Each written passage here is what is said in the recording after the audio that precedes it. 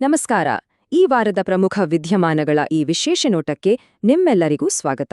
ಅದರಲ್ಲೂ ಸ್ಪರ್ಧಾತ್ಮಕ ಪರೀಕ್ಷೆಗಳಿಗೆ ತಯಾರಿ ನಡೆಸುತ್ತಿರುವವರಿಗೆ ಈ ವಾರ ಏನೆಲ್ಲ ಮುಖ್ಯವಾದ ಘಟನೆಗಳು ನಡೆದಿದ್ವೆ ಅಂತ ಸಂಕ್ಷಿಪ್ತವಾಗಿ ಅಷ್ಟೇ ಸ್ಪಷ್ಟವಾಗಿ ನೋಡೋಣ ಬನ್ನಿ. ವಾರಪೂರ್ತಿ ನಡೆಯೋ ಅದೆಷ್ಟೋ ಸುದ್ದಿಗಳ ಮಧ್ಯೆ ಪರೀಕ್ಷೆಗೆ ಯಾವುದು ಮುಖ್ಯ ಅಂತ ಗುರುತಿಸೋದು ಸ್ವಲ್ಪ ಕಷ್ಟನೇ ಅಲ್ವಾ? ಅದಕ್ಕೆ ಚಿಂತೆ ಬೇಡ. ಪರೀಕ್ಷೆಯ ದೃಷ್ಟಿಯಿಂದ ಯಾವೆಲ್ಲ ವಿಷಯಗಳು ಅತ್ಯಂತ ಪ್ರಮುಖವೋ ಅವುಗಳನ್ನೇ ಇಲ್ಲಿ ಒಂದೊಂದಾಗಿ ಬಿಡಿಸಿ ನೋಡೋಣ. ಸರಿ, ಹಾಗಾದ್ರೆ ಮೊದಲನೇದಾಗಿ ಆಡಳಿತ ಮತ್ತು ಆರ್ಥಿಕ ಸುಧಾರಣೆಗಳ ಬಗ್ಗೆ ಮಾತಾಡೋಣ. ಈ ಕ್ಷೇತ್ರದಲ್ಲಿ ಇತ್ತೀಚೆಗೆ ಆಗಿರುವ ಬದಲಾವಣೆಗಳು ನಮ್ಮ ದೇಶದ ಭವಿಷ್ಯವನ್ನ ಹೇಗೆ ರೂಪಿಸಬಹುದು ಅನ್ನೋದನ್ನ ನೋಡೋಣ. ನೋಡಿ, ಲೋಕಸಭೆಯಲ್ಲಿ ಈಗೊಂದು ತುಂಬಾನೇ ಮಹತ್ವದ ಮಸೂದೆಯನ್ನ ಮಂಡಿಸಲಾಗಿದೆ. ಇದರ ಹೆಸರು ಸೆಕ್ಯೂರಿಟೀಸ್ ಮಾರ್ಕೆಟ್ಸ್ ಕೋಡ್ ಬಿಲ್ 2025. ಇದರ ಮುಖ್ಯ ಉದ್ದೇಶ ಏನು ಗೊತ್ತಾ? ನಮ್ಮ ದೇಶದಲ್ಲಿರೋ ಬೇರೆ ಬೇರೆ ಸೆಕ್ಯೂರಿಟೀಸ್ ಕಾನೂನುಗಳನ್ನ ಒಂದೇ ಕಡೆ ತಂದು ಎಲ್ಲವನ್ನೂ ಸರಳ ಮಾಡೋದು. ಈ ಮಸೂದೆಯ ಅತಿ ದೊಡ್ಡ ವಿಶೇಷತೆ ಅಂದ್ರೆ ಇದು 3 ಹಳೆಯ ಪ್ರಮುಖ ಕಾಯ್ದೆಗಳನ್ನ ಒಟ್ಟುಗೂಡಿಸುತ್ತೆ. ಯಾವುವು ಅಂದ್ರೆ 1956ರ ಸೆಕ್ಯೂರಿಟೀಸ್ ಕಾಂಟ್ರಾಕ್ಟ್ಸ್ ಆಕ್ಟ್, 1992ರ ಸೆಬಿ ಆಕ್ಟ್ ಮತ್ತೆ 1996ರ ಡೆಪಾಸಿಟರೀಸ್ ಆಕ್ಟ್. ಈ 3 ಸೇರಿ ಈಗ ಒಂದೇ ಕೋಡ್ ಆಗಲಿದೆ. ಪರೀಕ್ಷೆಯ ದೃಷ್ಟಿಯಿಂದ ಈ 3 ಕಾಯ್ದೆಗಳ ಹೆಸರು ಮತ್ತೆ ವರ್ಷ ನೆನ್ಪಿಟ್ಕೊಳ್ಳೋದು ತುಂಬಾನೇ ಮುಖ್ಯ. ಇಷ್ಟೇ ಅಲ್ಲ, ಈ ಹೊಸ ಮಸೂದೆ ಇನ್ನೊಂದು ದೊಡ್ಡ ಬದಲಾವಣೆ ತರಲಿದೆ. ಸದ್ಯಕ್ಕೆ ಸೆಬಿ ಬೋರ್ಡ್ನಲ್ಲಿ 9 ಸದಸ್ಯರಿದ್ದಾರೆ. ಅದನ್ನ ಈಗ 15ಕ್ಕೆ ಏರಿಸೋ ಪ್ರಸ್ತಾವವಿದೆ. ಇದರಲ್ಲಿ ಪೂರ್ಣಾವಧಿ ಸದಸ್ಯರ ಸಂಖ್ಯೆಯನ್ನ 3ರಿಂದ ಕನಿಷ್ಠ 5ಕ್ಕಾದ್ರೂ ಹೆಚ್ಚಿಸಲಾಗುತ್ತೆ. ಇದು ಸೆಬಿ ಕಾರ್ಯನಿರ್ವಹಣೆಗೆ ಮತ್ತಷ್ಟು ಬಲ ತುಂಬಲಿದೆ. ಸರಿ, ಈಗ ಆರ್ಥಿಕ ವಲಯದಿಂದ ಬ್ಯಾಂಕಿಂಗ್ ವಲಯಕ್ಕೆ ಬರೋಣ. ಇಲ್ಲೊಂದು ಇಂಟ್ರೆಸ್ಟಿಂಗ್ ಬೆಳವಣಿಗೆ ಆಗಿದೆ. ದೇಶದಲ್ಲಿರೋ ಎಲ್ಲ 43 ಪ್ರಾದೇಶಿಕ ಗ್ರಾಮೀಣ ಬ್ಯಾಂಕ್ಗಳಿಗೆ ಅಂದ್ರೆ RRBಗಳಿಗೆ ಈಗ ಒಂದೇ ರೀತಿಯ ಗುರುತು ಸಿಗಲಿದೆ. ಇದಕ್ಕಾಗಿ ಒಂದು RRB ಒಂದು ಲೋಗೋ ಅನ್ನೋ ಹೊಸ ಉಪಕ್ರಮವನ್ನ ಶುರು ಮಾಡಿದ್ದಾರೆ. ಈ RRBಗಳ ಮಾಲೀಕತ್ವ ಹೇಗಿರುತ್ತೆ ಅನ್ನೋದು ಕೂಡ ಪರೀಕ್ಷೆಗೆ ತುಂಬಾನೇ ಇಂಪಾರ್ಟೆಂಟ್. ನೋಡಿ, ಇದರಲ್ಲಿ 3 ಪಾಲುದಾರರಿರ್ತಾರೆ. 50% ಪಾಲು ಕೇಂದ್ರ ಸರ್ಕಾರದ ಬಳಿ ಇದ್ರೆ 35% ಪಾಲು ಪ್ರಾಯೋಜಕ ಬ್ಯಾಂಕ್ ಅಂದ್ರೆ ಸ್ಪಾನ್ಸರ್ ಬ್ಯಾಂಕ್ ಬಳಿ ಇರುತ್ತೆ. ಇನ್ನು ಉಳಿದ 15% ಪಾಲು ಆಯಾ ರಾಜ್ಯ ಸರ್ಕಾರದಾಗಿರುತ್ತೆ. ಈ ಅಂಕಿಅಂಶಗಳನ್ನ ಖಂಡಿತ ನೆನಪಿನಲ್ಲಿಟ್ಕೊಳ್ಬೇಕು.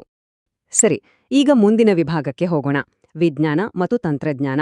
ಡೀಪ್ ಸ್ಪೇಸ್ನಿಂದ ಹಿಡಿದು ಸೈಬರ್ ಸೆಕ್ಯೂರಿಟಿವರೆಗೆ ಈ ವಾರ ಏನೆಲ್ಲ ನಡೆದಿದೆ ಅಂತ ನೋಡೋಣ. ನಮ್ಮ ಹೆಸರು ಮತ್ತೊಮ್ಮೆ ಇತಿಹಾಸ ಬರೆದಿದೆ. ಇದೊಂದು ದೊಡ್ಡ ವಾಣಿಜ್ಯ ಯಶಸ್ಸು ಅಂತಾನೆ ಹೇಳಬಹುದು. ಯಾಕಂದ್ರೆ ಭಾರತದಿಂದ ಉಡಾವಣೆ ಮಾಡಿದ ಅತಿ ಭಾರದ ಪೇಲೋಡ್ ಇದಾಗಿದೆ. ಇದನ್ನ ಯಶಸ್ವಿಯಾಗಿ ಕೆಳಭೂಕಕ್ಷೆಗೆ ಅಂದ್ರೆ ಲೋ ಅರ್ತ್ ಆರ್ಬಿಟ್ಗೆ ಸೇರಿಸಲಾಗಿದೆ. ಈ ಉಪಗ್ರಹದ ಹೆಸರು ಬ್ಲೂಬರ್ಡ್ ಬ್ಲ್ಯಾಕ್ 2. ಇದರ ತೂಕ ಬರೋಬ್ಬರಿ 6100 kg. ಇದರ ವಿಶೇಷತೆ ಏನಂದ್ರೆ ಇದು ನೇರವಾಗಿ ಮೊಬೈಲ್ಗಳಿಗೆ 4G ಮತ್ತು 5G ಸೇವೆಗಳನ್ನ ಕೊಡಬಲ್ಲದು. ಅಂದ್ರೆ ಡೈರೆಕ್ಟ್ ಟು ಮೊಬೈಲ್ ಕನೆಕ್ಟಿವಿಟಿ. ಈ ಉಡಾವಣೆ ದೊಡ್ಡ ಮತ್ತು ಭಾರವಾದ ಉಪಗ್ರಹಗಳನ್ನ ಕಕ್ಷೆಗೆ ಸೇರಿಸುವ ಮಾರುಕಟ್ಟೆಯಲ್ಲಿ ಇಸ್ರೋದ ಶಕ್ತಿ ಎಷ್ಟರ ಮಟ್ಟಿಗೆ ಹೆಚ್ಚಾಗಿದೆ ಅನ್ನೋದಕ್ಕೆ ಒಂದು ದೊಡ್ಡ ಸಾಕ್ಷಿ. ಟೆಕ್ನಾಲಜಿ ಬೆಳೆದಂತೆ ಅಪಾಯಗಳು ಹೆಚ್ಚಾಗ್ತವೆ ಅಲ್ವಾ? ಈಗ ಸೈಬರ್ ಸೆಕ್ಯೂರಿಟಿ ವಿಷಯದಲ್ಲಿ ಘೋಸ್ಟ್ ಪೇರಿಂಗ್ ಅನ್ನೋ ಒಂದು ಹೊಸ ರೀತಿಯ ಅಟ್ಯಾಕ್ ಬಗ್ಗೆ ಎಲ್ಲರೂ ಮಾತಾಡ್ತಾ ಇದ್ದಾರೆ. ಇದ್ರಲ್ಲಿ ಏನಾಗುತ್ತೆ ಅಂದ್ರೆ, ನಿಮಗ್ ಗೊತ್ತಿರೋರ್ ತರ ನಟಿಸಿ ಹ್ಯಾಕರ್ಗಳು ಒಂದ್ ಲಿಂಕ್ ಕಳಿಸ್ತಾರೆ. ಅದನ್ನ ಕ್ಲಿಕ್ ಮಾಡಿದ್ರೆ ಒಂದ್ ರೀತಿಯ ನಕಲಿ ವೆರಿಫಿಕೇಶನ್ ಪ್ರಾಸೆಸ್ ಶುರುವಾಗುತ್ತೆ. ಆಮೇಲೆ ನಿಮ್ಮ ವಾಟ್ಸ್ಆಪ್ ಅಕೌಂಟ್ ಅವ್ರ ಕೈಗೆ ಸಿಕ್ಬಿಡುತ್ತೆ. ಸೊ ತುಂಬಾ ಜಾಗರೂಕರಾಗಿರ್ಬೇಕು. ಇನ್ನು ಇಸ್ರೋ ತನ್ನ ಭವಿಷ್ಯದ ಯೋಜನೆಗಳಿಗಾಗಿ ಈಗಿನಿಂದಲೇ ತಯಾರಿ ಮಾಡ್ಕೊಳ್ತಾ ಇದೆ. ಇದಕ್ಕಾಗಿಯೇ ರೆಸ್ಪಾಂಡ್ ಬಾಸ್ಕೆಟ್ 2025 ಅನ್ನೋ ಒಂದು ಕಾರ್ಯಕ್ರಮವನ್ನ ಶುರು ಮಾಡಿದೆ. ಇದರ ಮೂಲಕ ಗಗನಯಾನ, ಚಂದ್ರಯಾನ 4ನಂತಹ ಮಹತ್ವಾಕಾಂಕ್ಷೀಯ ಯೋಜನೆಗಳಿಗೆ ಬೇಕಾದ ಸಂಶೋಧನೆಗಾಗಿ ದೇಶದ ಪ್ರತಿಷ್ಠಿತ ಶಿಕ್ಷಣ ಸಂಸ್ಥೆಗಳಿಂದ ಪ್ರಪೋಸಲ್ಗಳನ್ನ ಆಹ್ವಾನಿಸ್ತಾ ಇದೆ. ಇದು ಸಂಶೋಧನೆಗೆ ದೊಡ್ಡ ಪ್ರೋತ್ಸಾಹ. ಸರಿ, ಈಗ ಪರಿಸರ ಮತ್ತು ಕಡಲ ಭದ್ರತೆಗೆ ಸಂಬಂಧಪಟ್ಟ ಕೆಲವು ಪ್ರಮುಖ ಬೆಳವಣಿಗೆಗಳನ್ನು ನೋಡೋಣ. ಇದು ನಮ್ಮ ನೈಸರ್ಗಿಕ ಮತ್ತು ನೌಕಾ ಗಡಿಗಳ ರಕ್ಷಣೆಗೆ ಸಂಬಂಧಿಸಿದ್ದು. ಪರಿಸರ ಸಂರಕ್ಷಣೆಯ ದೃಷ್ಟಿಯಿಂದ ಇದೊಂದು ಬಹಳ ದೊಡ್ಡ ಮತ್ತು ಐತಿಹಾಸಿಕ ಹೆಜ್ಜೆ. ಜಗತ್ತಿನ ಅತಿ ಹಳೆಯ ಪರ್ವತ ಶ್ರೇಣಿಗಳಲ್ಲಿ ಒಂದಾದ ಅರಾವಳಿ ಶ್ರೇಣಿಯಲ್ಲಿ ಯಾವುದೇ ಹೊಸ ಗಣಿಗಾರಿಕೆ ಗುತ್ತಿಗೆಗಳನ್ನ ನೀಡಬಾರದು ಅಂತ ಕೇಂದ್ರ ಸರ್ಕಾರ ಸಂಪೂರ್ಣವಾಗಿ ನಿಷೇಧ ಹೇರಿದೆ. ಈ ವಿಷಯದಲ್ಲಿ ಅತ್ಯಂತ ಪ್ರಮುಖವಾದ ಅಂಶ ಅಂದ್ರೆ ಅರಾವಳಿ ಬೆಟ್ಟ ಅಂದ್ರೆ ಯಾವುದು ಅನ್ನೋದಕ್ಕೆ ಸುಪ್ರೀಂ ಕೋರ್ಟ್ ಈಗ ಒಂದು ಸ್ಪಷ್ಟವಾದ ವೈಜ್ಞಾನಿಕವಾದ ವ್ಯಾಖ್ಯಾನವನ್ನ ಒಪ್ಕೊಂಡಿದೆ. ಅದರ ಪ್ರಕಾರ ಅಧಿಸೂಚಿತ ಜಿಲ್ಲೆಗಳಲ್ಲಿ 100 ಮೀಟರ್ ಅಥವಾ ಅದಕ್ಕಿಂತ ಹೆಚ್ಚು ಎತ್ತರ ಇರೋ ಯಾವುದೇ ಭೂಪ್ರದೇಶವನ್ನ ಅರಾವಳಿ ಬೆಟ್ಟ ಅಂತ ಪರಿಗಣಿಸಬೇಕು. ಇದ್ರಿಂದ ಏನಾಗತ್ತೆ ಅಂದ್ರೆ ಸಂರಕ್ಷಣಾ ಕಾನೂನುಗಳನ್ನ ಜಾರಿ ಮಾಡೋದು ಇನ್ನಷ್ಟು ಸುಲಭ ಮತ್ತು ನಿಖರವಾಗತ್ತೆ. ಈಗ ಕಡಲ ಭದ್ರತೆಯ ವಿಷಯಕ್ಕೆ ಬರೋಣ. ನಮ್ಮ ಭಾರತೀಯ ನೌಕಾಪಡೆಯ ಬಲ ಇನ್ನಷ್ಟು ಹೆಚ್ಚಾಗಿದೆ.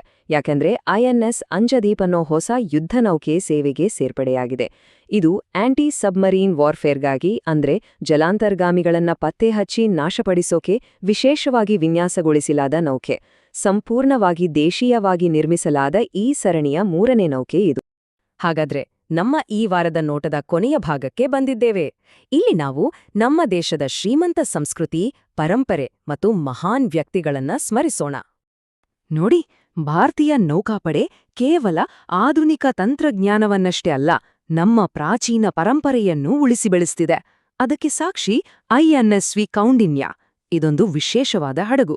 ಯಾಕಂದ್ರೆ ಇದನ್ನ ಕಟ್ಟೋಕೆ ಒಂದೇ ಒಂದು ಮೊಳೆಯನ್ನು ಬಳಸಿಲ್ಲ. ಬದಲಿಗೆ ಸಾವಿರಾರು ವರ್ಷಗಳ ಹಿಂದಿನ ಹೊಲಿಗೆ ಹಾಕಿದ ಹಲಗೆ ತಂತ್ರಜ್ಞಾನವನ್ನ ಬಳಸಿದನ್ನ ನಿರ್ಮಿಸಲಾಗಿದೆ. ಇದು ನಿಜಕ್ಕೂ ಅದ್ಭುತ. ಈ ಹಡಗಿನ ಮೊದಲ ಪ್ರಯಾಣ ಕೂಡ ತುಂಬಾನೇ ವಿಶೇಷ. ಇದು ಗುಜರಾತಿನ ಪೋರ್ಬಂದರ್ನಿಂದ ಒಮಾನ್ನ ಮಸ್ಕತ್ವರ್ಗೂ ಸಾಗಲಿದೆ. ಯಾಕೀ ಮಾರ್ಗ ಅಂದ್ರೆ ಇದು ನಮ್ಮ ಪೂರ್ವಜರು ಸಾವಿರಾರು ವರ್ಷಗಳ ಹಿಂದೆ ವ್ಯಾಪಾರಕ್ಕಾಗಿ ಬಳಸ್ತಿದ್ದ ಐತಿಹಾಸಿಕ ಸಮುದ್ರ ಮಾರ್ಗ. ಈ ಪ್ರಯಾಣ ಕೇವಲ ಒಂದು ಪ್ರಯಾಣವಲ್ಲ, ಬದಲಿಗೆ ಕಡಲ ವ್ಯಾಪಾರದಲ್ಲಿ ಭಾರತದ ಐತಿಹಾಸಿಕ ಶಕ್ತಿಯನ್ನ ಜಗತ್ತಿಗೆ ಮತ್ತೊಮ್ಮೆ ನೆನಪಿಸುವ ಒಂದು ಸಾಂಕೇತಿಕ ಯಾನ. ಈ ವಾರ ನಾವು ಭಾರತ ಕಂಡ ಶ್ರೇಷ್ಠ ಗಣಿತ ತಜ್ಞ ಶ್ರೀನಿವಾಸ ರಾಮಾನುಜನ್ ಅವರನ್ನ ಸ್ಮರಿಸಿಕೊಂಡೆವು. ಅವರ ಜನ್ಮದಿನವನ್ನ ರಾಷ್ಟ್ರೀಯ ಗಣಿತ ದಿನ ಅಂತ ಆಚರಿಸುವ ಮೂಲಕ ಇಡೀ ದೇಶವೇ ಅವರಿಗೆ ಗೌರವ ಸಲ್ಲಿಸಿತು. ರಾಮಾನುಜನ್ ಅವರ ಅದ್ಭುತ ಪ್ರತಿಭೆ ಬಗ್ಗೆ ಹೇಳುವಾಗ 1729 ಈ ಸಂಖ್ಯೆಯನ್ನ ಮರೆಯೋಕೆ ಸಾಧ್ಯವೇ ಇಲ್ಲ. ಇದನ್ನ ಹಾರ್ಡಿ ರಾಮಾನುಜನ್ ಸಂಖ್ಯೆ ಅಂತಾನೆ ಕರೀತಾರೆ. ಯಾಕಂದ್ರೆ ಇದು 2 ಬೇರೆ ಬೇರೆ ರೀತಿಯಲ್ಲಿ 2 ಘನ ಸಂಖ್ಯೆಗಳ ಮೊತ್ತವಾಗಿ ಬರೆಯಬಹುದಾದ ಅತಿ ಚಿಕ್ಕ ಸಂಖ್ಯೆ. ಅವರ ಆಲೋಚನಾ ಕ್ರಮ ಎಷ್ಟೊಂದು ವಿಶಿಷ್ಟವಾಗಿತ್ತು ಅನ್ನೋದಕ್ಕೆ ಇದೊಂದು ಸಣ್ಣ ಉದಾಹರಣೆ ಅಷ್ಟೆ. ಇನ್ನು ನಮ್ಮ ಸಾಂಪ್ರದಾಯಿಕ ವೈದ್ಯ ಪದ್ಧತಿಯ ವಿಷಯದಲ್ಲೂ ಭಾರತ ಜಾಗತಿಕ ಮಟ್ಟದಲ್ಲಿ ನಾಯಕತ್ವ ವಹಿಸುತ್ತಿದೆ. ಇತ್ತೀಚೆಗೆ ನವದೆಹಲಿಯಲ್ಲಿ 2ನೇ WHO ಜಾಗತಿಕ ಶೃಂಗಸಭೆ ನಡೆಯಿತು. ಈ ವೇದಿಕೆಯಲ್ಲಿ ಆಯುಷ್ ಮಾರ್ಕ್ ಅನ್ನೋ ಒಂದು ಹೊಸ ಗುರುತನ್ನ ಜಾರಿಗೆ ತರಲಾಗಿದೆ. ಇದು ಆಯುಷ್ ಉತ್ಪನ್ನಗಳಿಗೆ ಒಂದು ಜಾಗತಿಕ ಗುಣಮಟ್ಟದ ಮಾನದಂಡವಾಗಿ ಕೆಲಸ ಮಾಡಲಿದೆ. ಹಾಗಾದ್ರೆ ಈ ವಾರದ ಘಟನೆಗಳನ್ನ ಒಮ್ಮೆ ಹಿಂತಿರುಗಿ ನೋಡಿದಾಗ ಒಂದು ವಿಷಯ ಸ್ಪಷ್ಟವಾಗುತ್ತೆ. ಒಂದೆಡೆ ಅತ್ಯಾಧುನಿಕ ಬಾಹ್ಯಾಕಾಶ ತಂತ್ರಜ್ಞಾನ, ಇನ್ನೊಂದೆಡೆ ನಮ್ಮ ಪ್ರಾಚೀನ ಹಡಗು ನಿರ್ಮಾಣದ ಕಲೆ.